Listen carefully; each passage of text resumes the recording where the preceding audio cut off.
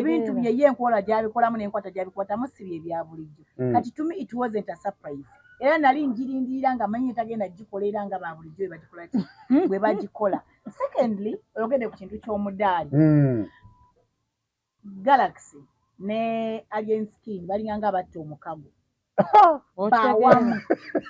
Era bw'oba oyagala obuzibu vaayo tambale Alien Skin ojja kulaba abaana ba Galaxy kye bajja okukola. Obugalo oba tambala Galaxy.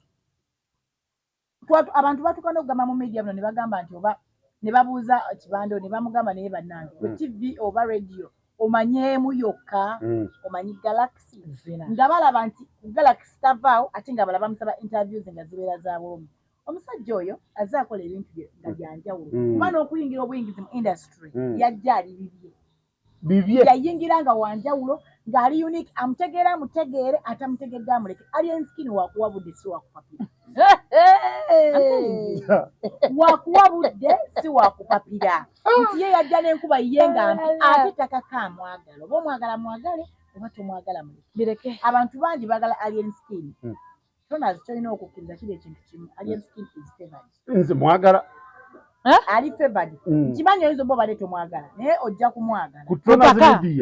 Ku Tonazi Media kifuba. Anyway, fonte wali wani gwe twagala oba ani gwe tutayagala. Yes. N'aluwako ensuso. Naye nga ye Alien Skin yajja n'enkuba nga ye. Abantu bangi bavaawo ne bayiikira omukulu oyo ne bamu celebratinga bamuwa ebirabo eby'enjawulo. By the way, Tonazi Alien Skin oyo ewuwe alinganga alina organization y'abantu NGO gye yakola ewuwe. Bw'otuuka ku Fangoni waliwo buli mwana. Abavubuka bali wali eri, abayimbi bano betuyinza okuyitanga oba ababadde tebakyawulikika naye mu lulimi otufuka nkozese betuyita abaagwa. Bonna badduka balukabira wani. Emabegako walaba Dr. Proper. Yavaawo n'agenda ewa Kibanda. Buli muyimbi aliyo ng'awuliranga oba ayagala okukola banga comeback. Agenda kabira wa Kibanda. Nze bannange ebyansobedde. Ronald Mayinja twamulaba. N'atuuka ne mu studio n'atandika okulajana n'amukwaya. Okitegeera. So, Alien Skin. Bulijjo mbadde mmanyi waliwo ajja kunkulembera okuntwalayo naye ate nina gwe nfunye. Nakugamba ojja kakasa. Alien Skin nakugamba gali masannyalaze gennyini. Alina abafanzi abandi bangi. Honorable Minister Kasolo yagalaba. Yagamba aliko amasannyalaze. Aliko amasannyalaze. Abantu bangi. Bulijjo ogamba nti njagala Alien. Uyo jana. Nze nyinza oba mwagala oba simwagala nate njogera bituufu bye nalaba oba bye mumanyi. Nze n'okumwagala. Yes. Aliko amasannyalaze ge abantu bamutegeera ategeera Alien Skin abeera amutegedde. Ate bw'oba ng'omaze otegeera Alien Skin kizibu nnyo otegeera omuntu omu. Okitegeera. Kubanga takaka.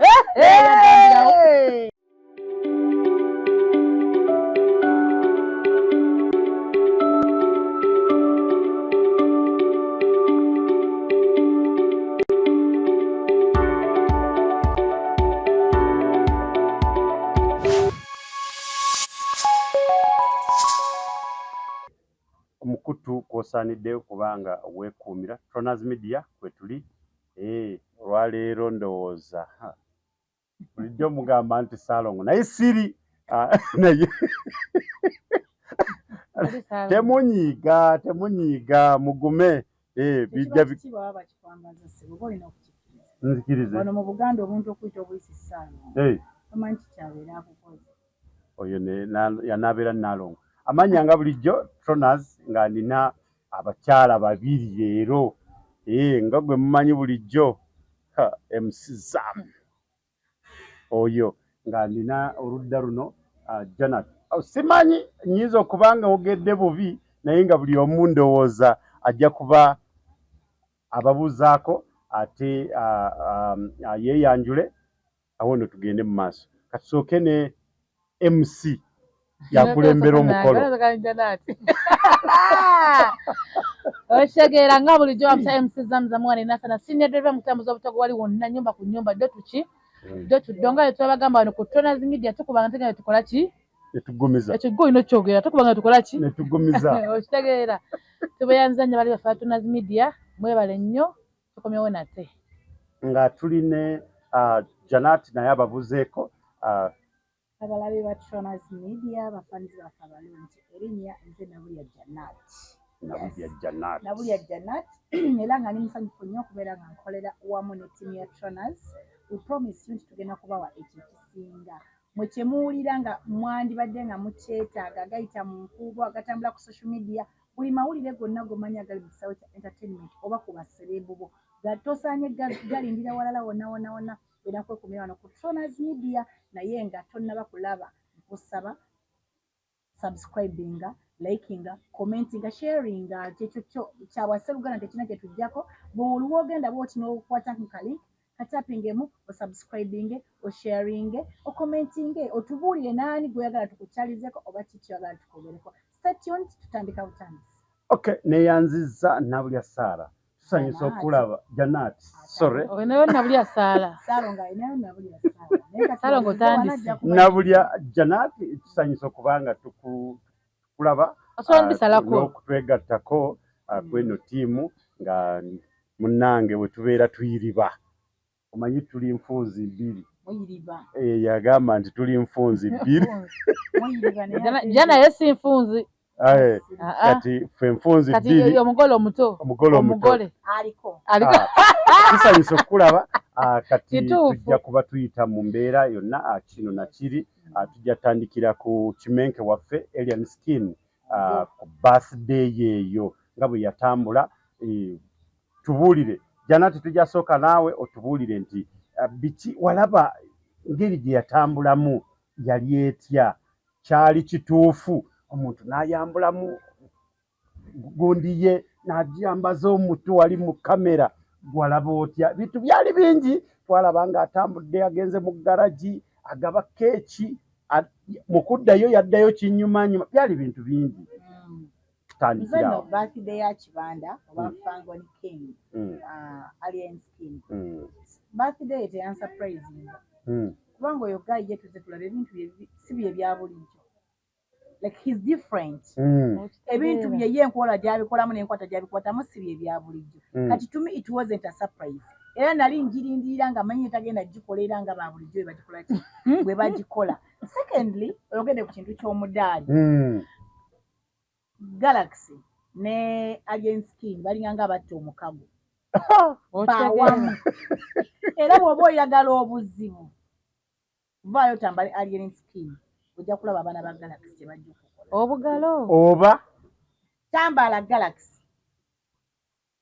Abantu batukana okugamba mu media bano ne bagamba nti oba ne babuuza Kibanda ne bamugamba naye bannange ku TV oba radio omanyeemu yokka omanyi Galaxy ndabalaba nti Galaxy tavaawo ate nga balaba musaba interviews nga zibeera za bwomi.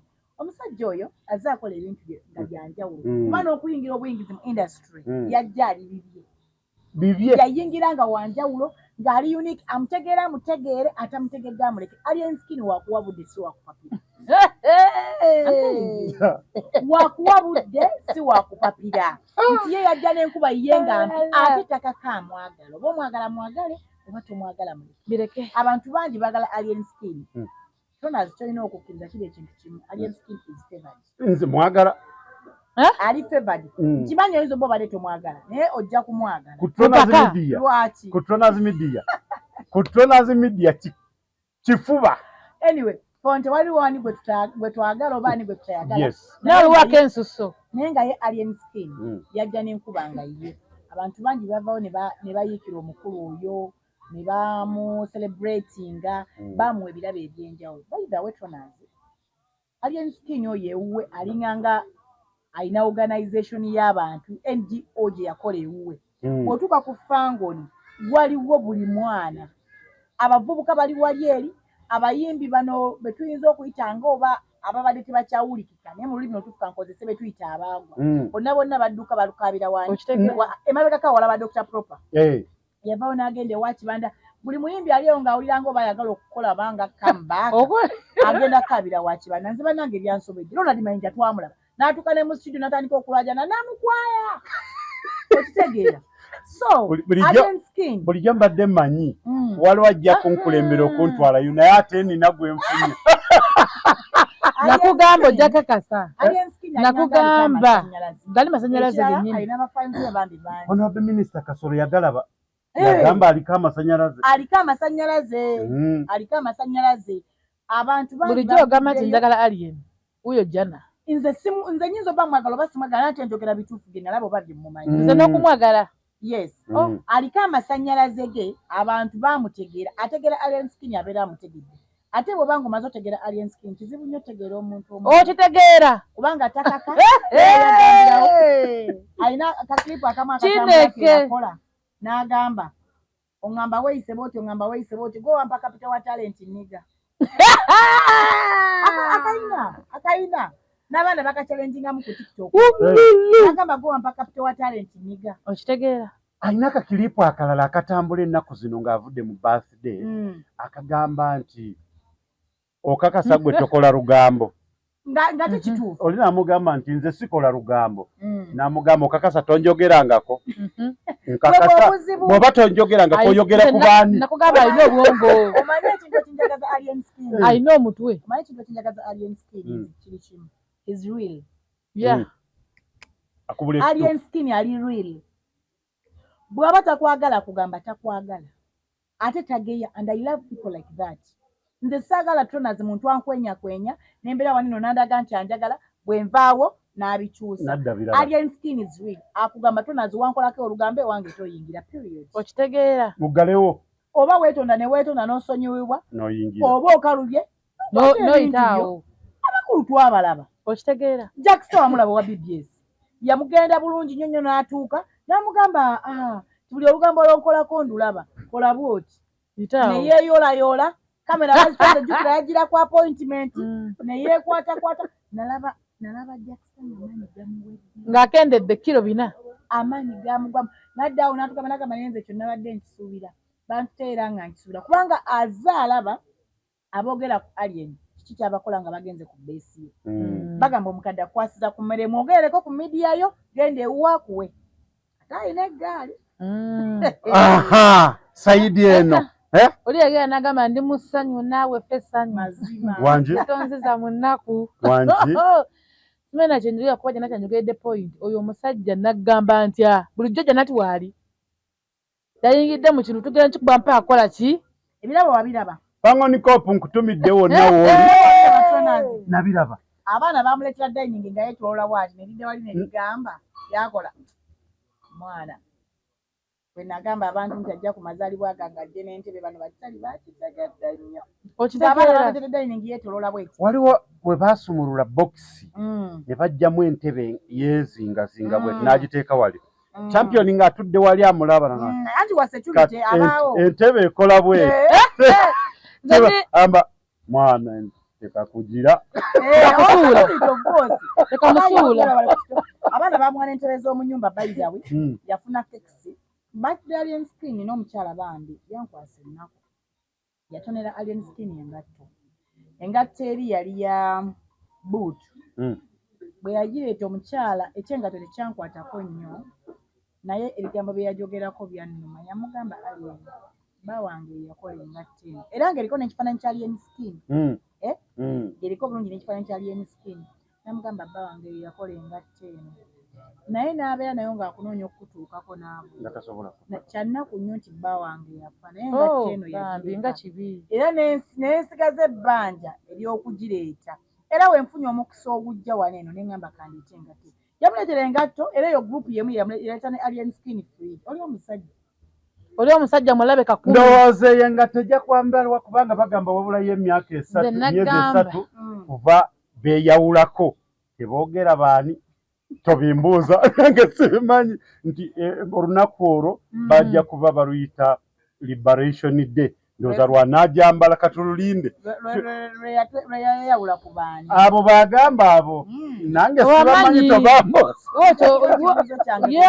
yeekuba endobo katumale emyezi 3 okuva kati emyezi egyo 3 tubala emyezi 3 abaana batinsa ekintu kya alien skin abaana bakola birthday run nga bali ku mazaalibwa ga kabaka gikolera oba tebanagikola balina ogikolera alien mama Fangoni yagamba omwezi gw'okuna gukoza ebintu byabadde tasuubira mulimu kabakazi birthday run mulimu MK birthday mulimu Kimenke birthday nagamba omwezi oba obadde olina olunaku lw'osuubira nga naawe oli muno wandisosa nodde ebbali gwe mwezi gwagendeddeko Dubai nali mmanyiza Mama Fangoni agenda kudda Bulaaya Fulufiga nkwagala nnyo sweet ekyo naawe okimanyi naye otuvugamu sipiidi ogamba kakati ffe tuba twazaalibwa mu Gwakuna tukole tutya anti esupidi nennene oli oteesa tukole tutya muli anti wakati wemma nazaalibwa mu Gwakuna nze ng'oyinge wano celebrating emuguno ogwokutaano osooka obireko ebimu oyo mufunanga okyagera kyonna kirina kirina okufunibwa sooka ombuulire tukyali ku birthday nkugambye y'omukulu pulezidenti wa Fangoni oyo president Kimenke Alien Skin ate oyagala amanya Anirule. amanyi wagogera nampu akimanyi kimampu yamusa ikola ki gutambula nze simanyi nakumanya nagambako lumu olwedde Janati yabyogedde nagambako lumu taliwo omuntu gosobola okugoba nga mutufu omala budde bwo ng'okola ki tongamba ng'alinga omusezi wa ku TikTok nga newoona akola ki newoona efungula newokola ki omala ki omala budde mu mamitwe nazo oyo omusajja nze nagambako nti mulabe duka 10 ate Mukama yamuwa ekigambo oba abigamba abijjawa oba mu mutwe guno ayina engeri gy'omubuuza ekibuuzo geraba weetenda ng'olina ekitosa omubuuza ayina ansa yakyo waliwo omwana yavaayo nga kwolwo lwennyini lwa birthday actually ndowooza baakikola ndowooza bakigendedde simanyi omanyi ebintu bye bigwa bugwe naye tunoolowooza bipulaningi yamuggyako akazindaalo ng'ate yayogera ate jjukira Gudo ye abeera wali abeera wali yakulya security n'agamba bannange kyonna kyendi nze nali sikyalabika mu bantu Kimenke taata nagamba kwoyo gundi koyo Ronald Mayinja nti essaawa eno nga nti wagambye nti abantu bana baali baagwa essaawa nteri muyimbi asobola agamba nti kankuwe bagita batya kolabo kankuwe kolabo naye ye ate awo abayimbi abaali bayimbako essaawa eno senga Kimenke abawa kolabo bana ba upcoming kyeto tutali akumanyi jangu tuyimbe ffenna naye essaawa eno Kimenke ate ye ayingidde mu industry ate agiwadde abaasookayo oba okitegedde buli ng'eraga tuli yali yaggwa akutte ekkubo koleera ate Kimenke I salute you nkwagala nnyo taata tolowooza nti bano ba social media temunkuba nina abaana nga abali eyo era babeerako ku social media zaffe zonna batwagala era batugamba nti oluggi luggule Tonazi Media bwebanga enaagenda ku Fangoni tewali buzibu naye tweyanzege byonna byokola kubanga bw'oteebalizako munno kiba kikyamu abaana abo okubajjukira n'ogamba nti gundi jangu ne tulaba ng'avuddeyo Mayinja najja ekivulu ne kibeera bwe kiti Serena neewuuma tolabanga Aziza Zioni baali babivaako dde banga baba ati Aziza Zioni Dax Katero balina ba big theory fena tugamba nti akozeko kolabo n'abasajja akozeko kolabo n'abasajja but Alien Skin came from nowhere tewali yamanya majja ge tewali yamanya nti ajja yava mu family kati ngola nti bebe kuli yava wa bidandi nti oyo Chameleone mu Mayanja family twakimanyi leeta abantu Nyanze family yavaayo luluwe ne yabu bwacha wali n'ebigatto bye muggatto twasula twebase naffe twazukuka wali yati yagamba mu ghetto twasula nebasenze nata Alien Skin yaze goyinza okumbulira bwe yaje ngolanga nenyambala jambala okimanyi Janati jana amanya engeri jambala moyo omukulu ayambala nga bana abazimba obuyumba abazimba ennyumba z'obumyu ennyambala Alien nga tebaweti owanengambala majje nkofiira yeberamu kana akantu alina yembera yaba basajja bakola ekibombola kyolabe ensawo ku mugongo ekibombola kyolabe Fangoni soja ekyo ekibombola kyolabe Fangoni mother yakireeta okitegeera nga kya birthday ne security head of security soko janja yogera ku Frona kintu kyeyakola gundi Alien Skin kyeyakola kyali kimusaana those people bantu be and music wise bampushinze bange because bakubye nnyo music we omanyi twatuka ekiseera ye Alien mwennyini n'akyogera mu kamwa ke n'avaako TV z'agamba nti mwe temuddamu kuba nnyimba zange ndabe bwe siigenda. Alien si wa bulijjo nabadde nkikugamba. Abantu gye anti n'erinnya luya Alien yava waggulu mu kimenke kyava ku planet ne kigwa. Ne media oluyimba lwange ne balukubako ku TV gundi era n'embeera wenyimba yabagamba tolukuba ndabe bwe siiyambuka. Kati Galaxy omwana oyo okuva lwe yajja bambi bali naye. Oyo Flona Shaliwe tumulaba ku Fangoni abeerayo ne waliwo n'omuwala omulala n'omuwanvu yani erinnya ligenza ne wa Galaxy erinnya Aliya yes Aliya bonna abo abantu balabanga bakyalibe ku makya before twalabako Flora nga yeetala yakeera waliwo omukyala awo akola kekisi n'agala n'ajjayo keeki n'agamba leero bannange mazaalibwa ga Fangoni King tugenda kumuselebratinga ffe nga Galaxy as a team we have to celebrate him netumulaba nga yeetalamu ne keeki n'alinnya emmotoka n'ajja ne beetala ku TV awo wonna oba ku Gardens oba mu luggya lwa Galaxy. Kati omukulu bwe yajja nsuubira ne Kibanda aba n'omukwano wekiri ogutali gwe gw'olowoozezza ate n'empisa alina n'empisa alina n'omukwano.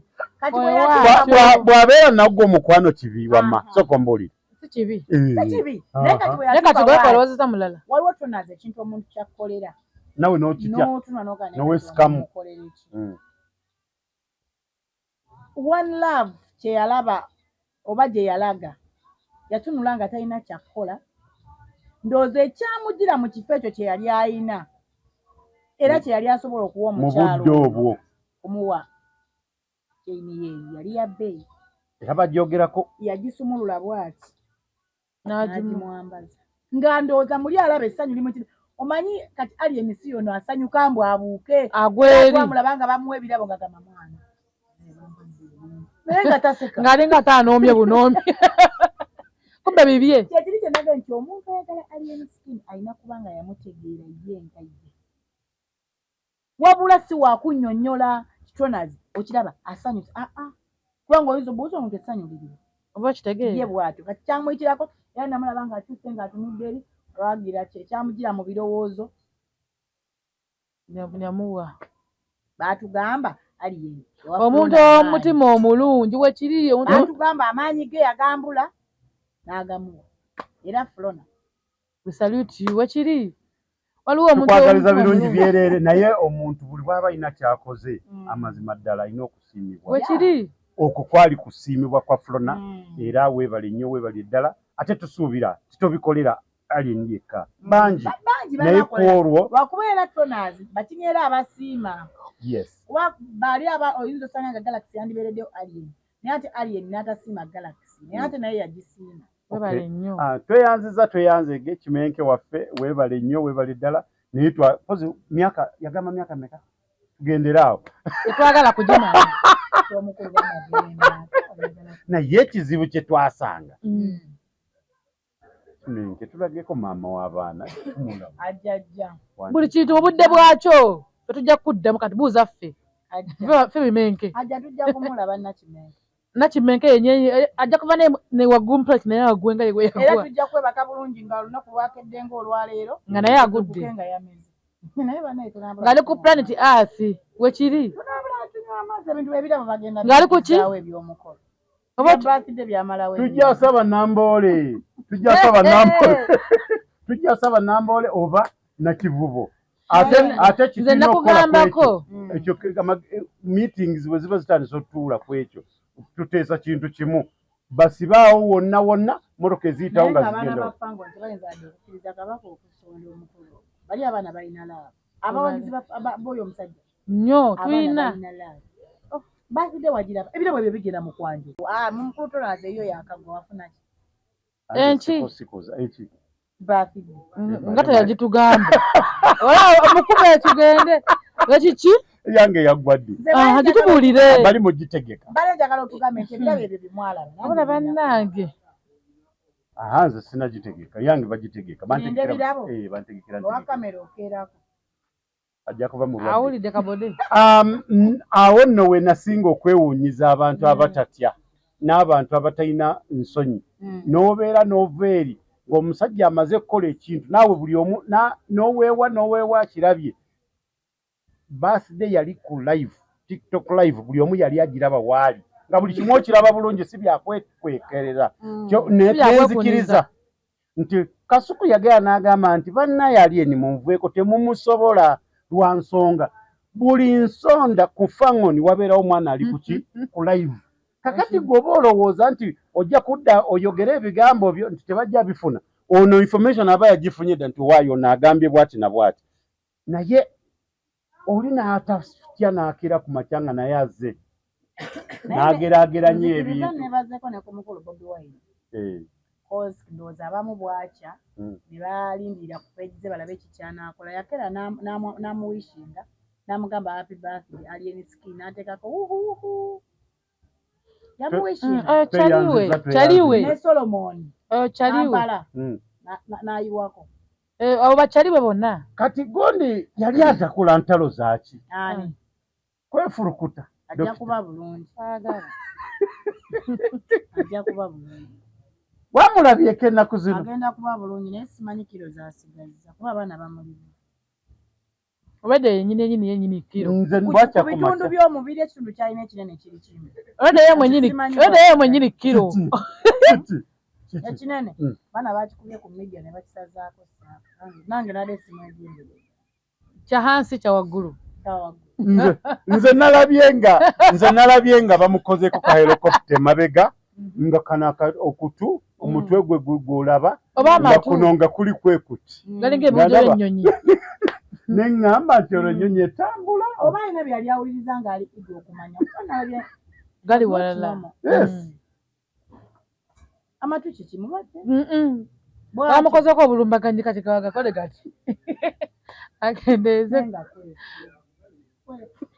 eka bamukoze awulira ennyo nga n'ekiri eri ebuziba kimugwa muki mu matu. bano ba Uganda balaba taata Dr. Kwefu bandivuddeyo neweetonda bano abaana wakola ensobi y'amaanyi gwe yogera boogezi nti okakasa nti abaana bakimenke bategeera bulungi muleme kubavumaganya. Gamba bugambi nti bannayi neetonze ntegedde ensobi yange ojja kukya ku makyanga ebyo byonna babiwanuddeyo. Naye gwe lwaki oba ogerageranya ng'ate oli akedde ku makya n'agamba nti amwagaliza amazaalibwa amalungi.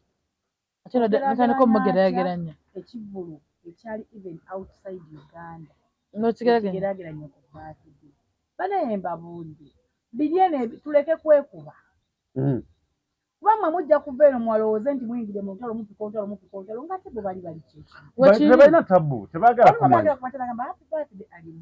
kiba kimala. Omukulu agambyeyo ate kati waliwo agambayo teri agambayo maama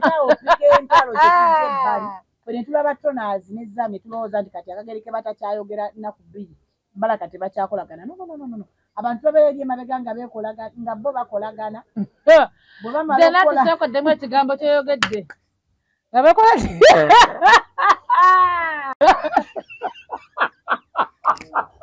abantu babeerayo emabega nga bakolagana balina enkolagana zaabwe naye si buli muntu akolagana n'omuntu tibagenda vayo ku media buli kaseera babeere nga bagira omulabe ku fangoni omulabe magere nodda n'oleeta ogugambo gwe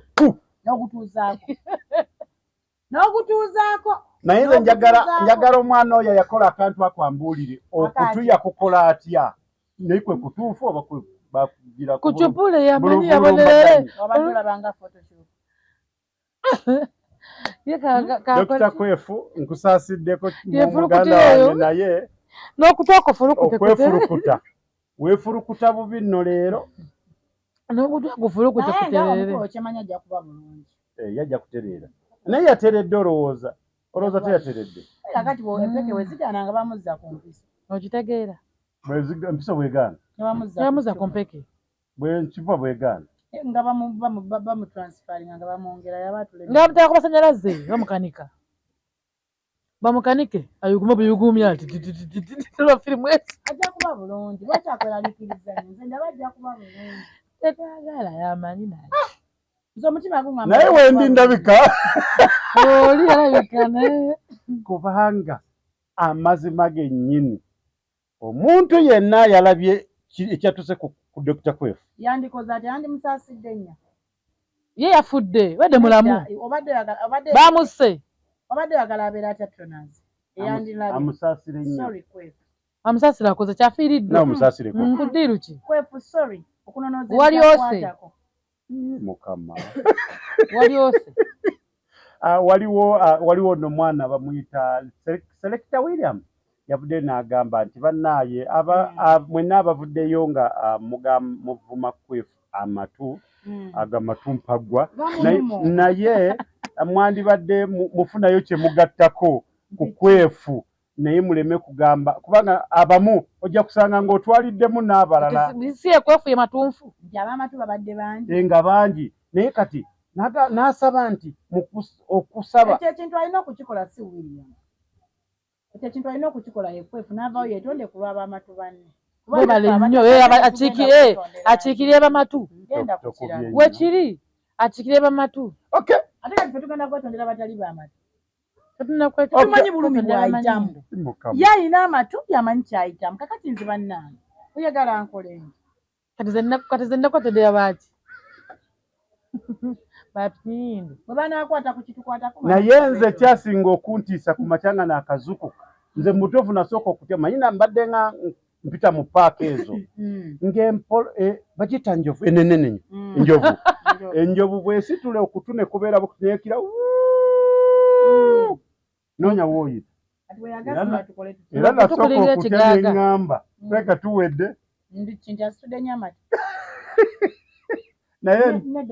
naye nga bakugambye ojja kuba bulungi okutukubala nga ekigaaga kino kikola katugende ku mbaga ya Nyanzi naye maama taata ojja kuba bulungi nga Janati bwagamba nti amatu mabi amatu ge malungi naye ng'abadde na kiro meka bw'oba ogerageranya ye nga ng'omuntu 5 katoloza kyaweza amanyi amatu bagongeddeko buli wasika okutu yakogge zembade manyage anje lobuzito buva waggulu wekiri buva waggulu ebannaye ebuka wansi wekiri mto munene bamutono yamanya amatu aha Nyanzi tukukulisaayo mu abo abasayidi eri kulikayo chairman webale nze mbadde naaludde kulaba abakyala abasanyukirako bakyala bannaabwe abaana ba ssentamu mutuvuga speech naye nga kikyembuuzaamu Kyagulanyi yagera yabadde sooka ani mukyala kye ye mukyala walina tewawulira abaana baku social media mbw abadde akola ki bana ku social media balabe edduka mbw abadde okolayo ki ebbanga nga ddene emyaka gagigeza obudde butuukidde wa ne babuuza ne Bobi Wine ne bamubuuza ne bamugamba lwaki wali togamba ku mukulu wo kuwasa n'akuba omwana wa banne embaga nga obudde bukyali oba atannagwa mabeere n'atagimu kuba kati n'agamba oli ye mukulu wange omanyi abaana abo mbagalako ekintu kimu discipline babakuza ne respect eri ba elders baabwe however much babanda oba bali bitya bw'onoosanga Bobi Wine awali ebyewo agenda kukakkana wekiri bw'onoosanga Banjomani awali ani Bobi Wine agenda kukakkana babakuza ne respect and Nyanzi era mu speech ya Bobi Wine yagamba yabaakula Nyanzi oyo wano mu buvubuka bwabwe yalinga maama oyo ne Mickey Wine oyo ne Mickey Wine yalinga maama so abaana abo balina that respect for each other yes be respecting nnyo naye omukolo gwali gw'amaanyi nnyo omukolo gwali gwa ttabu omukolo gwasitula abanene abantu bajja naye bannanga ebizonto ani ali bisonyi nze simanyi teri era nze kyo kyogereko ekitambiro kyaki kya mmisa kitambiro kya mbaga ne basitula omusajja ku mukolo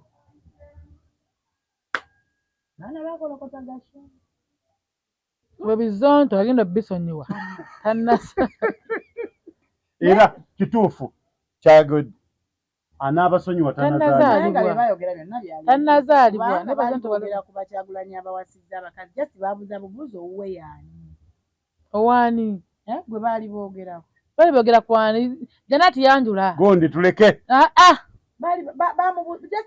tukubanga tugumiza tebalina we gwe bayogera ono waatyo omwami Tonazi waatyo bayogera akubaka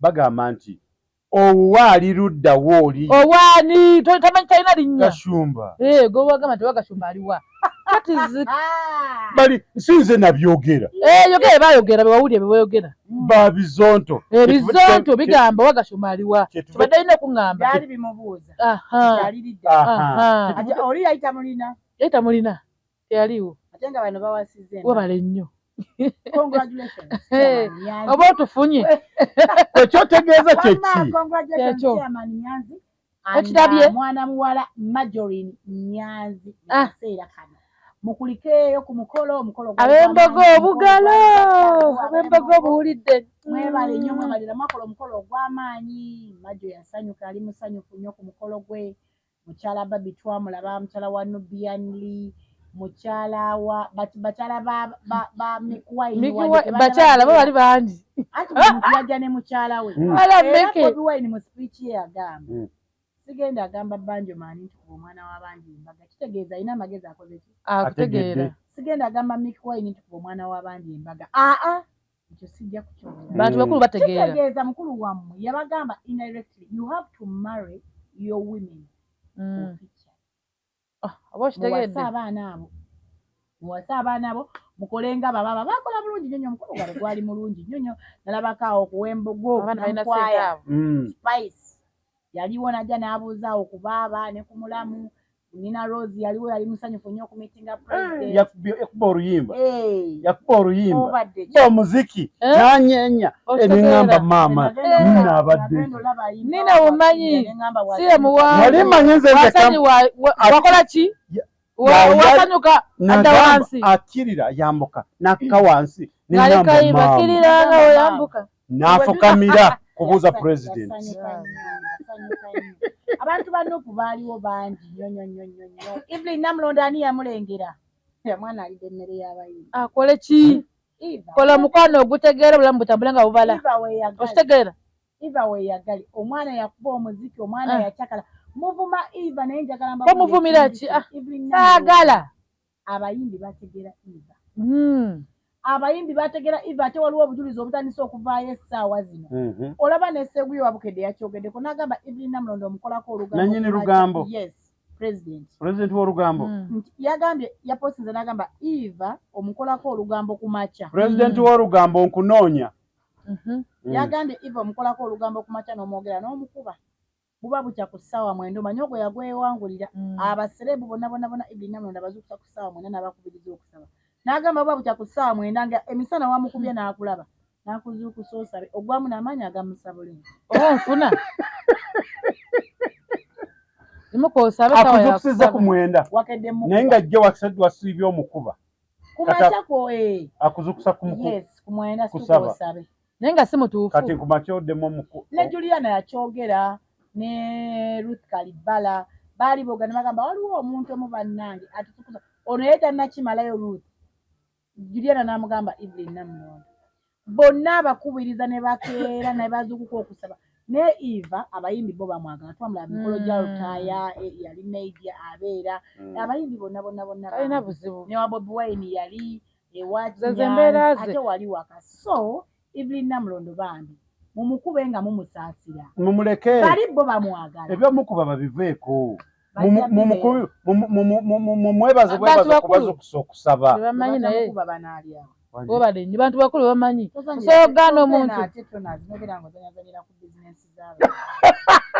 oba okitegeere oli alina omu ku bafuna ekyanaakolya enkya yajjakkanya kukola ki kasimu ka kiro halo imuka osabe wadde wankubye okuddamu omukube enkya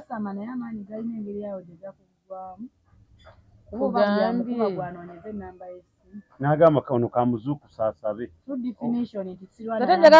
nenjagala bonna banzaaliramu bonna bayimbi abazaalemu abaana mu magezi abasajja Namulondo n'abaana yagiye gisibako bakasenga tekazigera mwana oyo Hero Semakula mutabani waakuze naye mwana wa Hero akuze Marjorie kulikayo webale nnyo webadde akuva mu ludda luli kubeera ng'ogasseeko erinnya ettuufu mu butuufu bwalyo. Oluma Nyanzi wakamanya yagamba mbu yagenda n'ababuuza eri nga abatraininga n'abuuza omukulu n'amugamba kaakati mba nsobola okwogera nti tumaze emyaka bwe biti mu kufumbo ne mukyala wange n'amugamba giri gyonna mifu otandikira wano leero era nange kye mbadde njagala mugamba weebale kubanga ofuna erinnya ku olwo bulijjo abadde mukawaanyi kati ye Nyanzi omutuufu njagala mmaji otambulire ku flyover akole ki webale nnyo ogamba Nyanzi bamale bagambe Nyanzi family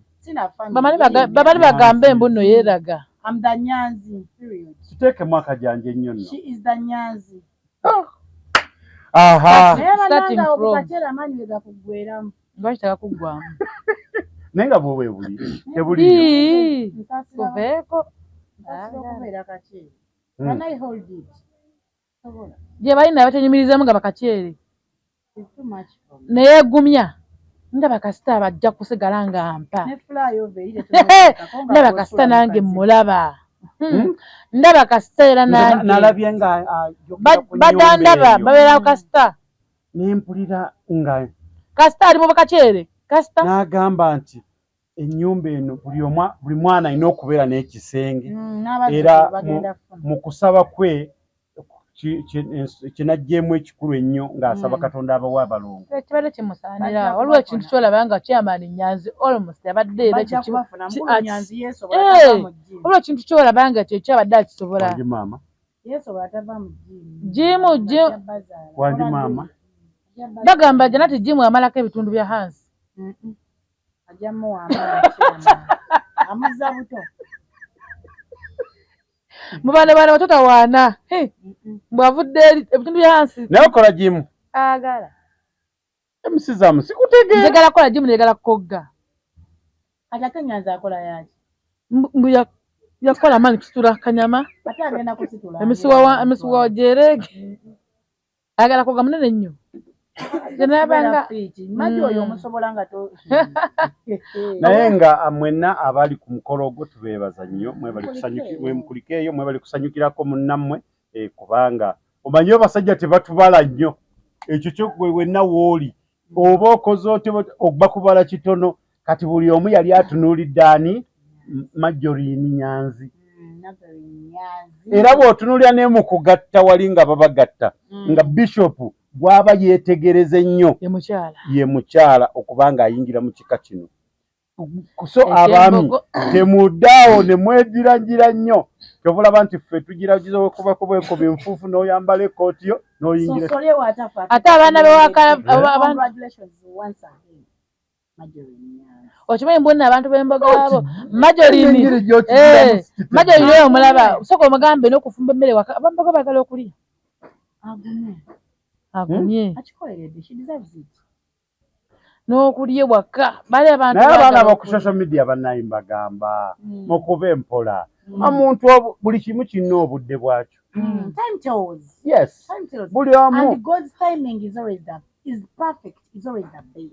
tasobola kuba waba asazeewo newokola otya Nyanzi weyandikoze omukolo ogwo emabegako tegwandibadde gw'amaanyi ng'ogwabaddewo n'ebitiibwa abaana balina ebitiibwa baana bannalunkuuma omulemi okitegeera omukolo guno gwategekebwa nga omuntu ajja gubeerako leader of opposition nga yooyo kati mwe mwagala gubeereko bifo oba okitegeera biki byoba asamuwulira ekyo speech saagifune sebo president waffe era kyamuyita namulamu mutuufu kamulamu tekaliiyo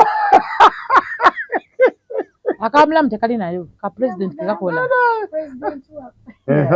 ayo kati yako Simaira akola mbwati yo Kyagu n'azimba zekugwe kwesiva okitegeera ku Kyagu okay naye nga waliwo omwana yavudde n'abagamba nti bannange abalina bemuwagira buli omu beera wamu bw'oba oli eno kale eno beera eno bw'obeera wano beera wano bw'obeera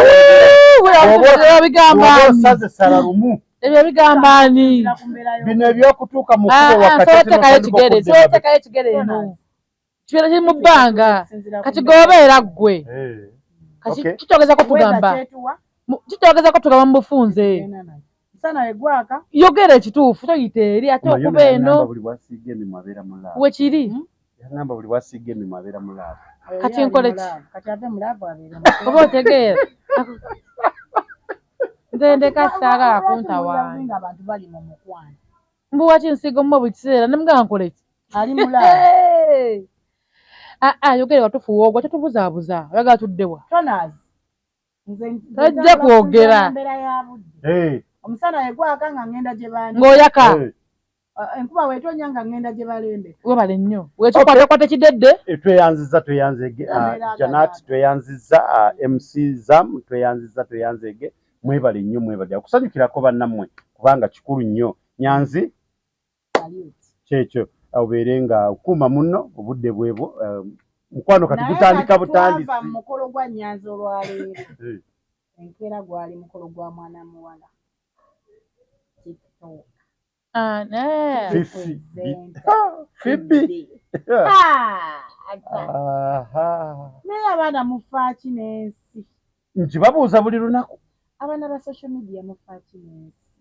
Ate bakadaama mufaaki n'ensi ba sweet. Tebamusanyukiddeko.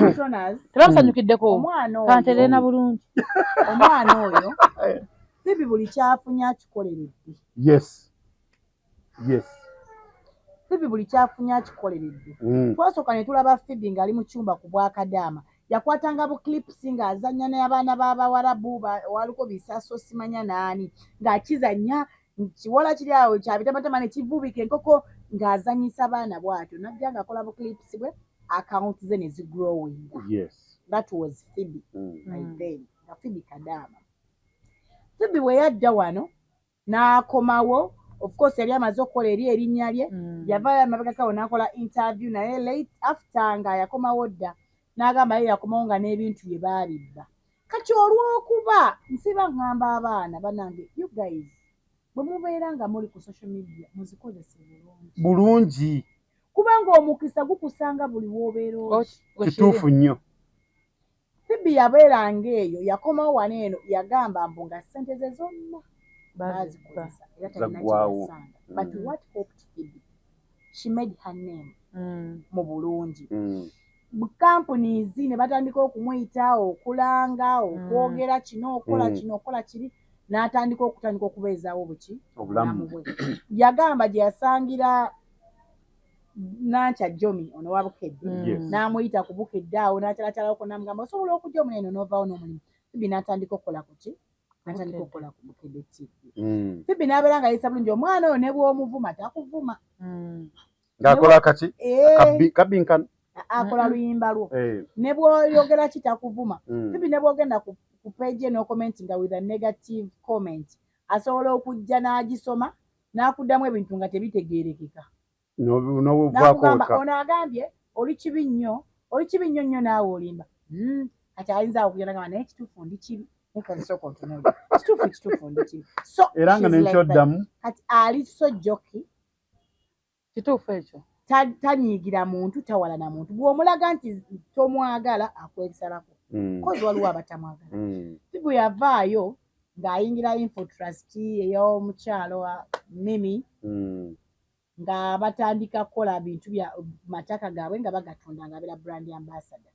Yafuna omwami we Nzora ne bakkaanya ne batandika okubeera ffena era najja n'amutulaga ne bakola okukyala abaana ne boogera okukyala. Omuntu agenda okujja okutulaga omuntu we ye ng'amulonzeewo mu bangi bw'asazeewo. Second bwe yagenda okukola omukolo asooka neegeza mu ngeri ezo n'alaba ekimunyumidde n'abaliwo. Okukyala baamugamba kala ze yalonze tezaamatchinze na lugoye na sikini ye. Era kino tekyakumira kino tekyakozesa. Simanyanga ku kukyala tekwabaddeko mmere. Naye ababyogera bali abroad. Bobe mu biyumba. Bawoza mbu Simayi Kadaama kanenyezebwa. Anti ne Phoebe yali Kadaama. We nandisabidde abaana abo ne babeera nga baagala nnyo Phoebe kubanga bali musapootinze nnyo kuba munnaabwe. Example. Era yandibadde kwasinzira n'abamu baavaayoko Big Voice oyo yavaayoko n'akoma wani ne Uganda ne bamukwata ng'ali mu mbeera mbi dakiika bbiri n'alinnya n'addayo. Phoebe yagendayo olutwegi teyaddayo. Azze wano e Uganda ani atamanyi Phoebe right now? Abasinga bamumanyi. ndala abakozesa media bamumanyi akola ku TV abeera live programs they know Phoebe n'atamumanyi yes n'agamba mbu tamumanyi takkiriza bukkiriza but people know that girl yasitula abantu abanene mu kwanjula kwe n'abatwala ku mukolo nkyala ku lutumu yaliko namala gasitukana n'asitula babbina be bibaani n'abakwata n'abatwala ku mukolo gwe omukolo gwali successful yayambala yakola diko yakola akaviiri yakola makeup yakola diko Phoebe yakola diko omukolo gwa Phoebe gwavayo bulungi bawe yayambala yanyuma naye abaana batema omugambo Tronazi ogoba olina okugusuubira jjana abaana batema omugambo byasooka ne bibeera ku live lwagira ne bigamba tufe engoye ziri ku point bikaali point kino kiri ku point obyamalanga bigamba kati omukyala right now amuyita maama we CEO wa Infotrust yavaayo n'agala n'amuhaaginga by the way Mary Bata yamuyita n'omuyita yasooka ayita Mina the Queen n'abagamba mu Mina biki ne bajja bavaibinga omugole kati Tronazi waliwo awantu etusobola okutuuka wala kati we baatuuka wali eri mu maaso nze nakitegeera era nabo kye baayogedde ne beetunulako Phoebe n'ayagala okukaaba ku mumwago twamulaba ng'ayogera era bajja laba abalabi ba Tronazi media mujja kalaba gagamba thank you mama mama weebale abaana ne batema omugambo kiro 2 guliko n'empewo z'ekika abaana balinga aba bali bana abasatu bali eri omwali kuliko Justin afuuse ekizibu ku TikTok kuliko Big Voice oyo ye kizibu tafuuse kizibu tulina ne Rama Wonders oyo bakola live nga bali ku mukolo gw'omwana nga bamusekitirira naye nga nabo mwenyini munda mu bo bakkiriza bali nnyo kati ne tubeera ne Doniasi beetuma n'erinnya balina association yaabwe bagita Namukadde association badda bannamukadde eyo Namukadde yennyini era we beeyita bagamba bannamukadde association tutuno tuzzi ne balyoka batema omugambo mbu CEO wa Infotrust yamugamba okuzina ozina n'okunyumaonyumye naye batubanja naye bana ebintu mubijjawa kati olwagamba mbwe ennyumba Phoebe bw'eri kala we baaliyo vidiyo bulijjo Phoebe bwakwata ennyumba yali ya kala ya bbulu kati ate eri mukandala ne langi owagenda omusiga mu mugambe abantu bagisiba balinobeetinga ennyumba zaabwe alaga ne langi tabagenda oteekako luli agimukubira mugambe leero tukyatako kino mwenna abali ku social media ffenna kwetuli mulekerawo peera ne negative energies abannamwe balina happiness gye omuntu aba alina kyakoze omuntu aba alina kyakoze mwebaze kyekyo kyensiba mbagamba buli lunaku naye tuleme kubeera ng'ogamba ekyo kiki eyo ebeera nnugu ennugu mbi bakoko ogamba bakoko bagamba abantu bannamukadde association bagamba bannamukadde mbagamba nti mulekerawo ennugu muyina ennooma beera mu kiyumba muyina ennugu fumbira omuwala bwe yakutwala kutattoyiyo bibinjako waya Sizaamu agambye eki amuleka anyumirwe akafumbo ke katambule bulungi akafumbo kafunika essaawa eno omusajja okuvayo mu lwatu naga ngenda kukutwala enakuwa embaga weekyo n'avaayo mu lwatu okitegedde Janati tulabye bakadaama bangi bali mu kukaaba nga bafunye abaana basekadaama sente zaabwe ne bazirya ng'ate baabasuubiza nti nja kuwasa naye sente baziridde bakadaama abamu balemeddeyo batebasobola kudda yagenda n'amugamba bametro bafunye bametro ne bonna beeru emperekeza zonna zinyirira ye alinga eki maama abantu abo abagenda ku kibuga sikenako ku kibuga wandyagadde gendayo ku vacation okay kyensaba mukama akiwulidde ngende empumulemu essaawa eno omuddugavu ageweyingewa okiwulira kati ani nze kyensobola okwogerako abo abantu oba ensonga yange enkulu gye bandisinziddeko kubaakiro oyo omwana tulabye abantu bangi nga bafa depression people are depressed over their money babeera ku kyeyo ne bakola ne babonaabona ne bamenyeka mwe mumanyi emirimu egiri nange manyijja wano wemwandika abamu tebalya na mmere n'okomawo wano eno ng'obusente bo baabubba kigambibwa nti neza Big Voice baazibba n'addayo naye okoma wanene obusente bwo baabubba ne weewola omuntu oluusi ne yeeteekamu n'omugo banjabidde ku munnabwe nti yakomawo nga baamubba Katonda n'amuyamba n'atukako kyatuse kubanga Phoebe kyemmanyi yafunamu ka depression naye olw'okuba yali akozeseza bulungi erinnya ly'abantu baamuyita ne bamutuusa ku kino ne bamutuusa ku kino ne bamutuusa ku kino ekyokubiri kyenjagala mukkirize tereza kamera ekyokubiri kyenjagala mukkirize Phoebe is blessed and favored. Okitegeera Phoebe yabagamba teyasoma nnyo era takweka mpapula ze mufubye okumusibako buli kintu mugambye Phoebe bw'alina simanyi omwana ali mu kiraasi okuzaala kibi mukkirize mugambe ayongere kuzaala omwana ali mu kiraasi ate Phoebe aliko feva bannange mukubye omwana muvumye omwana obubi naye nga n'abamuvuga obubi nina bentunuulira n'ekyokunywa ng'ekyo ne kinnema oba onfuna mwenna mbagamba magezi gano mbawa gaabuuyi bana abaana bavumye mumwebuuzeeko nti gwe wakikola otya bulina abasajja ababi mubalira mu nkukutu omwana afunye omusajja ye mulungi amubalaza amutimbye mumwegomba kibattira kabuka janaati kabuka janaati bagambeko bwesirika kakkana wesigame yavaawo n'atugamba ali yakamala senior 4 n'agenda mu bwakadaama n'akoma mu bwakadaama tugamba senior 4 yagitulira ku myaka 3 oba nfuna ekisoboka omwana bamwesibyeko omwana akola ebintu bye kyana kisabi kibeera mu yafuna olinfo twakyabaluma abalinga bwali ya mu kigere otyo buli yandibadde akomawo wano yandibadde anoonya Phoebe n'amubuuza wakikola otya nange embeera nsanze akasente kange konna bakoze eki bakalidde yagenda n'amugamba ofuna kya bametroni nga banyirira nga beeru mama talina kuba na mikwano myeru alina kuba na bagundi manya bayoza mpewo mwenna abakola ekyo mukikola mu bukyamu mukikola mu butamanya and it is so disappointing for a fellow lady okubeera nga alwana okulaba nga apuutinga mukazi munne wansi anajja tukwatagane mu bintu ebimu kitegedde oba onfuna nze nako omuntu benagamba ng'ojja tutegedde omuntu atayagaliza omulaba ye mutemu asooka agaba n'obutwa Nimrod ndije Nimrod wamu ne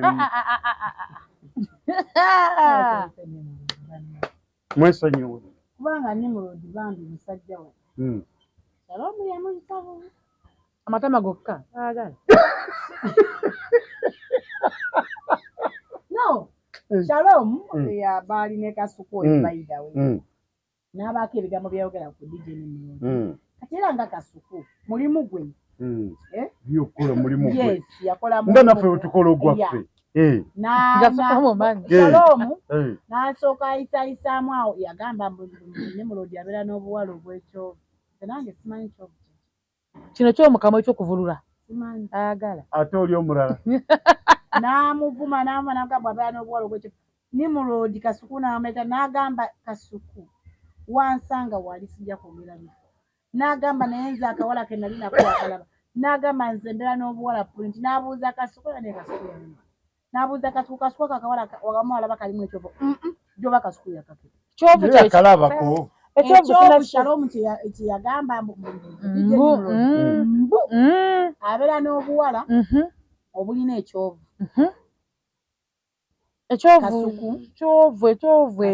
ekyovu kasuku n'ayita DJ Nimrod n'ayita DJ Nimrod n'agamba nze ati siriregeze naawe janaati ekyovu Shalom kyakukiriwa kino ekyokwega mu omo ekyovu atambala omo Shalom yamanya ekyovu ekyo naye ye Nimrod yatugamba tabeeranko na buwala bwa kiti n'amugamba alina akafu ke yamugamba n'amugamba beesangayo oba aliwo endusu n'amugamba kasuku kyali bwe kiti abo abaana baali nga onogamba nti drive na Galaxy yategese baana bazinyi bazze you know n'agamba naye nze akantu kange ke nali nako tewakalaba atakalina kyovu kali mugosi ka kyovu ani yagamba ani mbu gwe osuubula bawala ye yakyeyogerera tewaliwo yakimugamba yagamba alina bizinensi akolera ku Kalungi Plaza Shalom business person asuubula bawala musuubuzi ne bamubuuza asuubula ki n'agamba abawala n'abatuusa ku basajja abagabo. Ogwo mulimu gw'amaanyi nno gukola. Shalom alina omulimu ogwo mulimu gw'amaanyi gwa mu mutwe. Okay, munnaye tube. Shalom. Sister Shalom. Ekyovu. Naye mutuleke. Yatukuba business maaso. Inatumira omwana oli naye banna. Business eyo abamu batandisa dogizanya mu firimu. Mutuleke. Yogerako Janati. Mutuleke. Rape nkwagala nnyo ona. Rape. Precious Remy. Tondeka. Balina gye bampise mu gundi mu dduwa kati nino ikirako ewa Precious Remy. Oh, tondeka. Komanyi. Miliyoni 9. Zagira bakulu. Ati yatugamba twali tetusobola giraba yajjanga mu ruya komonga mu Rwanda. Agituleetere kati agituleetere. Rape. Mbeera ati. Toyogera nnyo. Akantu kabyako nga takanakafuna. Akimanyi. Ojjukidde. And she's so much proud of it. Okyala mwezi twamulaba yagenda emeka eyo ku umra. Kulikayo Rape, inshallah nsaba Allah akusaasire ogende okole ne hijja. Alhamdulillah ajja kikola. Yagenda ku umra kwatokomokomo. Nagwe omugamba gwo golaba senga omugamba gwali gutta senga Rape yafadda. Naye bannange twatokomokomo. Sokoleke. Atubulire mugambo ki? Rape tazaala. Alidde emmere ya bindeeba. Era yesiba ku musajja. Era munnange buli kimu. Yasirika. Batugamba Rape yewasiza bindeeba. Wabale nnyo. Ate dakika 2 alidde emmere ya bindeeba. Which? Ayi na musajja kati n'obuuza. Mugambo nga Rape yageze ku umra. Ogwo gwennyini ogwo. Gamba Rape oli eno simanyanga mu bindeeba. Ageri ne Catherine kusasira nasi. Yali si bituufu. Omanyi Rape yatusobola. Nze nasika. Ate Rape yakkuba n'oggumira. Teyayomba, teyayogera, naye nasikanga. Kale nalinga ateekateeka obyogerako wamma naye nga sinnabyogera. Wali ogerako nawe. Bye biriko. Kale nga ninganga agenda naye omutima nenga alinda. Asooke nindeko. Ng'oyagala. Naye saakola. Yakera ku macanga asuula kafaananyi. Guess what? Nga bali mekka n'omwana. Oba onfunye. Ngatero tufe tugamba bali mekka.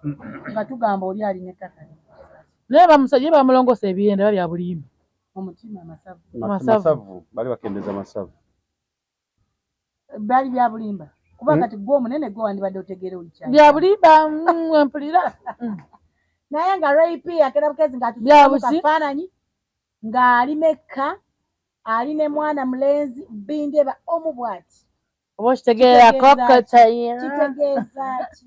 Naye nze kyensomye mu kino. Kyensanze obuzibu ensanze buli bumu. Nti nsaasira abakyala bahaji abalina haki 4, 3, 2. Olaba mpulira kati nebbugu mulinzita. Oli kufe. Kubanga bw'oyogera ku Rape owulira nga no amanyi mangi. Rape omulaba. Rape ekirungi stories ze tetuzijja mu bbanga avaawo n'aziyogerera. Rape yalina show yali awo ku theatre La Bonita naliyo. Yali ku theatre La Bonita wanawaaba Ebonies. Yali alina premiere gye yali akola. Naye before nga tanabagenda ku show yayita bannamawulire mu press conference. N'atulika n'akaaba ono bannamawulire mwe tubuuliza ebibuuzo ebyo. N'agamba yasaba omwana. Ng'ekibuuzo kisusse. Kati wali ogambyeko omuntu n'omubuuza ekintu already ekimuluma kyali mu kukaabya ate gwe n'okimubuuza. Lwaki tokola bw'oti? Yatulika n'akaaba ku press conference n'agamba ayagala mwana. Yatwalaba ku Gavin mukwano gwe ne namuyimbwa Shanta Badla. Ne bamubudaabudawo ne bamusirisa ne kibeeroke. Naye Mukama Katonda ndowooza yali ate yazzeemu bandi essaala ze. Kyobula abajja ne bamuvuma yagenda n'akola tests najja n'ata documents oba reports z'eddwaliro ng'alaga nti ava mu sikaani ali omuto. But nze saamunenya nnyo nze ndowooza she was so much excited bambi. Kati ani yamunenya bamunenya abantu?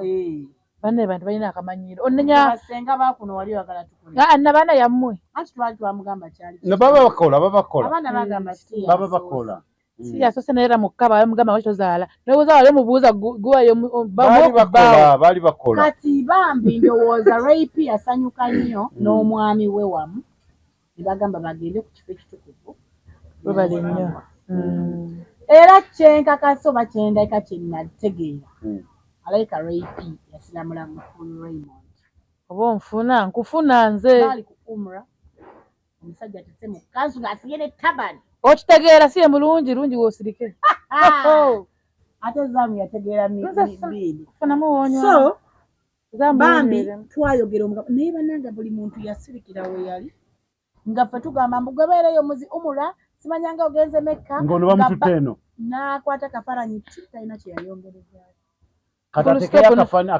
tebagamba fulusitoopu atuteekereyo akafaananyi ka gundi tugirabe y'emitwalo 9 Sharia yatugambye mwansubwa nakomawo nkooye nga ndi mulwadde omanyi nti muzito okitegeera n'atugamba mwansubwa okulaba ku Sharia yange ya miliyoni 9 mwansubwa okulaba ku kanzu y'omwami wange ya miliyoni 10 mwansubwa okulaba ku kanzu ya mutabani wange naye inshallah kyeyo kyayagala okugira kyekimuwa emirembe katugwanomedde weetuge kati Sonaza alabanga bindebe yakola lwose okugula Sharia y'emiliyoni yamanyi newona amagama gomala bibyo newona amagama ganokolawo kino ensingo kumira bwerere omuntu abasajja babukola ensingo yakulumalayo ojja kudda tukujja kukuyunga madamu anakuyunga Tonaz Media kwetuli mwebale nnyo mwebale abalabi ba Tonaz Media tubaagala nnyo abasubscribinga bannayi tubagamba mwongere okusubscribinga mukola kyamaanyi ate sharinga saasanya buli omu asobole kubanga kwafuna naawe ekyo kyofuna ndine MC Zam wamu ne Janat omubwati naye akatambi tukatuddemu nga kalina otulibwamu Luwero's finest Bombo's product naate otujoze okitegedde wonna beruweero abali mu Kampala nga bali munene mu Kampala David komao takomaawo Janati muddemu tunula eri sayidi ekyo tekawanga ensinga eri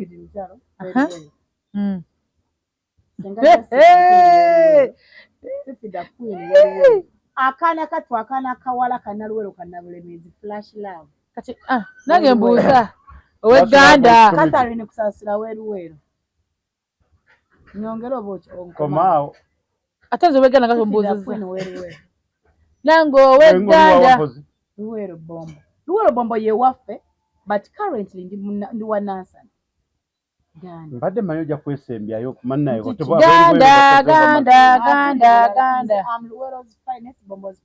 Ganda's finest nange mbuuza mbuuza kuyasa bawale Ganda ndowooza mbuuza nkubuuze Ganda's finest gw'oli nfuuzi nange anti mbuuza nze kuya bale Ganda abaserebu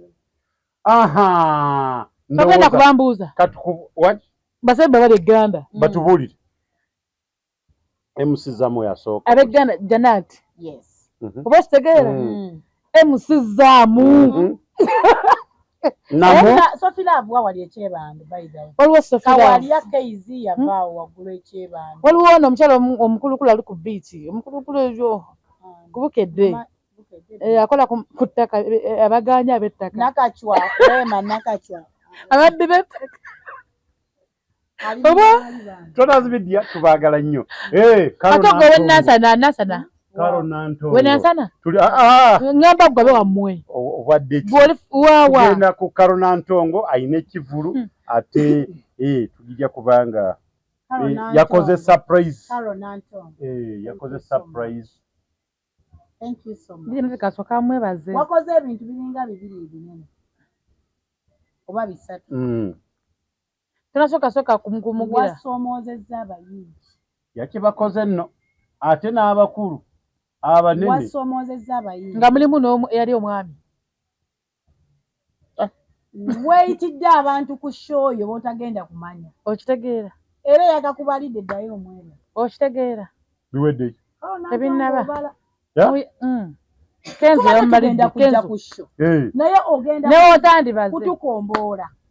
Kenzo yakabaze omulaba ani Karo Nanto ebiseera ebisinga tutunuulira nnyo ssente. Omuvubuka oyo gwe yagenze n'abeererawo ayinza okuba takolangako ku Karo njala z'abwereere. tasobola mukola za bwereere. Si ayinza. Sometimes Karo, as she said in her words, sometimes it's not all about money. Abayimbi mwege ekintu wekiri. It's not all about money.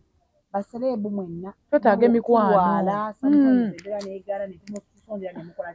Naye abantu banene nga tugyeko okubayimbira.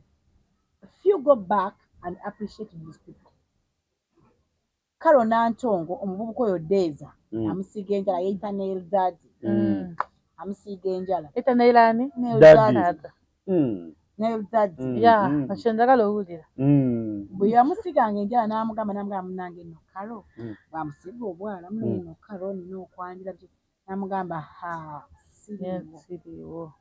Kati oli naye ati afiringa bubi nnyo kuba amanyi ebyabayimbi babeera ne programs zaabwe babeera ne schedule zaabwe nga ziri fixed ku nnaku ezo n'amugamba olunaku ndi fixed. What Karo did wakati mu mukolo ya surprise Deza ne mukyala we mukolo gwabwe ayagamba taliiwo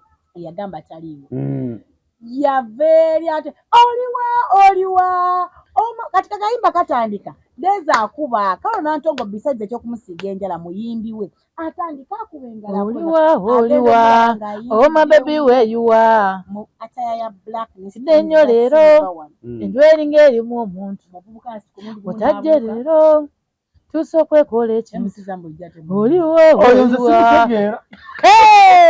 n'abuuka bw'abuuka olwobadde olina okwogera nga zoteekamu eno background out of words and actions n'atulika n'akaaba he felt emotional n'atulika n'akaaba Nail Daddy n'asooka akwata yasooka n'agulabinga mukazi we bw'ati n'asooka kwata mukazi we bw'ati n'amuta amaanyi ne gamugwamu kati yo omukazi n'ajja welcoming Karo nga bayimba omuvubuka n'adda ebbali n'akaaba amaziga ne gakulukuta.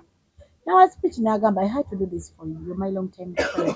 Sometimes it's not all about money. Wekiri. Teyakoma ku ekyo n'amusurprisinga ne David Lutalo kale abantu kabagire mu show. Oba nkitegeera wekiri. Atuuse ekifo. Tujja. Aba tufunye. Ali wakati waffe tufuna. Bulijjo ali muyimbi. Yonna ze simanyi kyembi.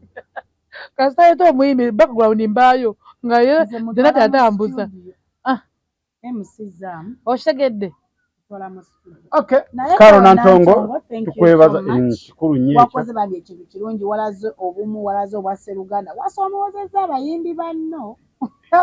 Weebale nnyo weebalire ddala okubeera nga wasoomozezza abayimbi banno bambi kyewakoze kikulu nnyo and you did a very good and great work. Thank you so much. Komanyi kitegeeza omuntu n'owulira eddoboozi nataka kuyimba nga akugambe taliiwo your fan gundi wasurprisinze omuntu oyo yo his client n'omusurprisinga abantu olaba ku sheeyo omukolo ogwo Karo Nantongo almost ya contributing bale kitinye nnyo millions nnyako ogwo omukolo.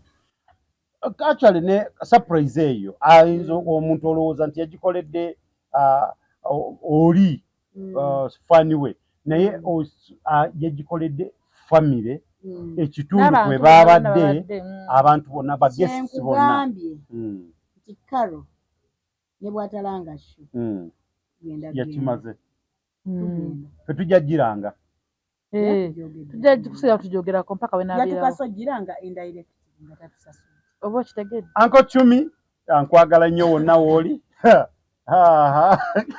tujja kuba nga tuwumbawumba tugende ne Uncle Chumi nange guys Tonaz Media mpa omukisa gwe yakozesa ogufunye Uncle Chumi ennaku z'omwezi nga 5 ennaku z'omwezi nga 5 bannange this very week gyenjogerako ennaku z'omwezi nga 5 lugenda balwa mukaaga ennaku z'omwezi nga 5 olw'omukaaga luno Uncle Chumi aina Motive Show. Oli oli stress tuyagala kuseka mugenda wali ku Power King. Ku munaku waneeka Subi bambi omukyala oyo. Mukyala naye yeyita Uncle tugendera regardless we know. Aina show ye bambi enaku z'omwezi nga 5 olw'omukaaga luno this very week. Nga mukaaga lw'omukaaga nga 5. No zijja kubanga Sunday jja kuba Sunday lw'omukaaga. Nedda. Okay, nga 5 May. Let me consist on that. Nga 5 May. Uncle Chumi owaffe TikToker owaffe gwe twezimbidde owaffe owaffe oli ow'amagundi ga Bafana oyo ennaku z'omwezi nga 5 alina Motive Show wali eri ku Power King. Let's all turn up. Ordinary mutwalo gumu naye yatugambye tiketi z'omutwalo z'abalema kati oba oliko obulemu ng'ogikula naye Uncle Chumi naawe tuleke aina show bambi ng'ennaku z'omwezi 5 okuyingira mitwalo 2 n'emitwalo 5 wali ku Power King. Tugende shows by Sawe mwejja kubeera time seba TikToker bonna aina abayindi abamwerekeddeko of course Mary Butter, Spice Dana n'abalala bangi. Yagamba Spice Dana takyali mukwano gwe yamujjuze najjayo n'ebifaananyi byonna n'abiteekawo n'agagenda bikumamuliro nanti n'amuwa wig naye Uncle Chumi yamuwa human wig n'atugamba nga n'omwana yatugamba Spice Dana yampadde lesbian naye Uncle Chumi mukama akusaasire yajjayo ebifaananyi byonna n'agamba nti nze talina n'ekikumi kye yali ampadde nyamukolera buli kimu n'abizzaayo biri buli nsonda bigambo yogera biti najja bikutuuza bwe kiri gutoko makango gwinako bukakafu katubalinde ku show nga 5 mu Motive Show ennaku z'omwezi zigenda beera nga 5 ffenna tuggwere wali bambi tuwagire mwana muwala. Let's spread love than hate. Twagale abaana bano oba oli awo enzija gyajjamu teyakusanyusa naye oba oli awo yalowoozaako kubanga osanga ye yandimuleese oba ate nga yasooka n'agezaako ne bigana. So let's all turn up tugende wali mu Motive Show ku Power King Kasubi ku munaku tulabire mwana muwala. Nze kyemanyi ku Chumi sekabusesi nze tekyakola kinyiiza ate kiki sirina kyakyakola kinyiiza. Bano alina ba TikToker be yagobyeyo Dr. Sefko yagobyeyo Bamweya naye bagambye temusaba temulinyawo naye nga kakasa tebajja bajja kujja naye kakasa tebajja Will Smith eziyiga banenze missinga omwana oyo yiga oyo yajja ne Chumi oyo bannange yiga naye yatugambye yamuzuukizza agenda kujja abeerewo ffenna tuggwerewo bannange naye nga temwerabira okusubscribinga wano ku Tunazi Media wokka kubanga baggumiza oba toogera tebatalinaako buki tebatalinaako bukakafu. So bambi kindly subscribe to Tunazi Media or liking or commenting or sharing. Leave your views. Tubawa time ne tuyita mu views ezo tuyita mu comments ezo ne tubayita ne tulaba bafani baffe kike mwagala muntu kigwe mwagala tukyaze mwagala muyimbi mwagala comedian mwagala wa media whoever you want mutubuulire whoever you want. Your wish is our command or your command is our wish. So temwogede kyonna oba omuntu yenna bwe mwagala tugenda kubanga tumubakyaliza waneeno ku Tunazi Media wokka wotasanye kuseguka wotasanye kufa MCZAM nga tonaba kusiibula MCZAM wanyuma Tunazi omanyi okubeera n'obutalekeka nga kaliyo kakusiiwa kyenyinza okugamba leero mukateeke kokimanyi era nti yakyogeddeko dda obutayagaliza kibi eno gundi tulimu tangita industry yaba media entertainment media byonna twatugende mu nsi muno obutayagaliza kwa kubenga kola kibi nnyo kubanga newonaalungu kubanga ngenda kuyitaawo maka katuli ako manya yiseewo dda ndabira awo nga wakoze nsobola okugamba nanga akatalekeka kange kenina Tunazi abantu balekerawo okwefula abatumanyi oyogedde point oyo nalaga nti akumanyi ekituufu kiri nti temutumanyi ondabidde ku Tunazi nange temumanyi munveeko olina wondabidde ima Tunazi nawe mba nkulabye jonati nawe mmanyi nti munayo oyogedde ensonga eyo nze nina manyi omwenge gyentambulamu oluusi obeeraawo ng'omuntu obasanga bali ku muntu nga bamanyi naye nga tebamanyi nti gwe boogerako obale nnyo omuntu atema ekigambo n'akikwambaza n'akyukuka katika ate kiranda mulekerawo okwefuula abatumanyi temumanyi muntu oba mutumanyi we mwali mutumanyidde twavaawo wakoma webale nnyo n'akumanyisa mu bantu wonna nti gwe musizaamu oliwo oti tolina kyoli weetuuse gwontaddewo mumanyiga bwali webale nnyo okutusanga mu bantu ne mutulabisa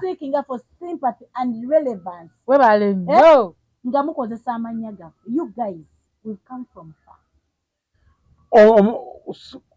songerako wangi songerako agala temutumanyi ne mwefuula abatumanyi sibula omanyi bannaye abalabi ba Toners Media emusizaamu bwakyankalana banjagala aveeko sibula saagala songerako sokoleke nange njogera katalekeka sijja kwerabira okwebaza okusanyukirako muganda wange Alan Cruz mu ekivulu twakiraba kyali successful show naye neebaza papa webale nnyo webale Misa Kisemakula webale nnyo webalire ddala minisita w'ebusooka yaliwo bambi n'asooka atubirizaamu kawo Alani nno naye nno mumuwe obudde mumuwe obudde Alani mama Brighton owa busikitsi bwe bambi thank you so much webale nnyo I love you you're such a hard working man oli mukozi teweeganya toswala nona abagamba mama nga ali wali mu katale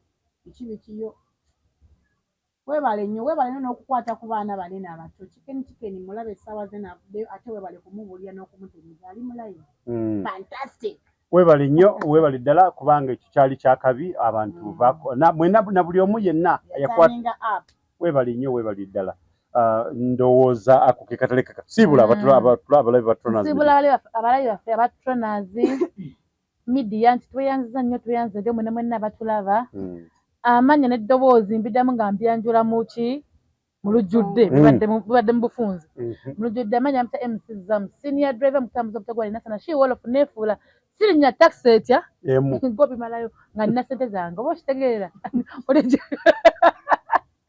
tutambuza emmere ennyumba ku nnyumba owulira tutambuza emmere ennyumba ku nnyumba tutumba emmere ennungi nnyo ayagala emmere y'omulembe jangu wali ku Zam's restaurant opposite National Inn mu garage ojja tusanga awo tatumiddeeko kyendiko kyengendako owo ntegeera nga ntandika okutumira amanga ntumirako mukwano gwange ennyo bamuyita Betty Beauty Saloon okitegeera ntumiddeko awo enansa natumiddeko mama ali muwamatooke ntumiddeko awo abaana baboda bannamasaka boys garage banebba bangawo mwenna essaawa eno kati bali kuli okitya bagenda kumbuza lwaki temulinnye live ngenda bagamba babange live akantu kafika koze bagambe nti twagijjeeko lwaki twagala batulabe badde n'omugenyi badde n'omugole tetwagala mugambo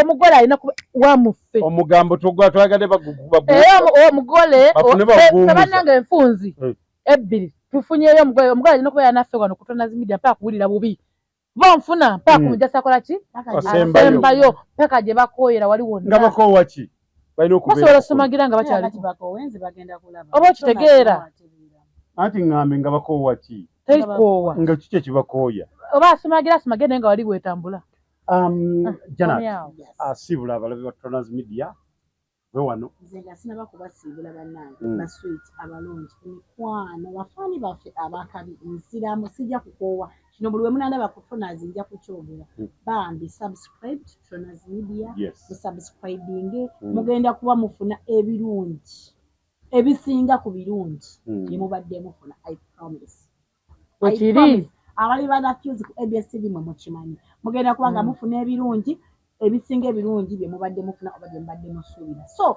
kindly bw'oba toyagala kuswa bintu bino kyolina okukola kiri ekintu kiki subscribinga likinga commentinga sharinga Toners Media mugisaasanye paka kuwulira okitegeera mpaka kumujasa asembayo mugibakake abantu ba Uganda no bakulemeza kumugibalemezeeko so basweet abalonzi kiringa kuwana mukazi Janet kindly subscribe to Toners Media mukazi simusobola subscribing Toners Media mulikinge Toners Media mukomentinge ku Toners Media mpozi nekya kyemuteerabira musharinge ku Toners Media mu comments awo tujja kubanga tuziyitamu otusabe abantu mwagala okubakyalizaako tugenda kubanga tubaleetera bw'oleo olina ebibuuzo bikusiiwa mutugambe tugenda kubeera nga tukola ki nga tumukukyaliza naye nga siri mulala nze erinnya Nabulya Janet Luwero's finest Bobo's product. Cosmetics eganda wano abasinga musinga okubitegeera oba abangi bwe bayita antibizigo sangibwawo Nansana niya Jembe stage. Thank you so much. Nze ngenda kusinga kutumira ku ba clients bange n'abafaanizi bange. Genda maaso. Bafaani ba Janet mwamuwagira okuva ku Sophie mu Katubagiro ne mumuwagira okuva ku Leisha mu Mutimbagano ne muwundi waliwo akapya akajja ku Titi the Queen ndimunzanyanga Faith bagita I am sorry waliwo akalala kenzanyamu bakayita Coat in firimu zinyingi nnyo zezizenga kuzanyira just stay tuned ku Tronas Media wano nze ngenda kuba ngamba wangawo updates kakata kali wano genda wano gwe wekumire ku Tronas Media oli mu kifo kituufu tosagasagana just tell a friend to tell a friend ebyo kyabisanywa okitegeera koka wow agamba wow Nabulya Janet.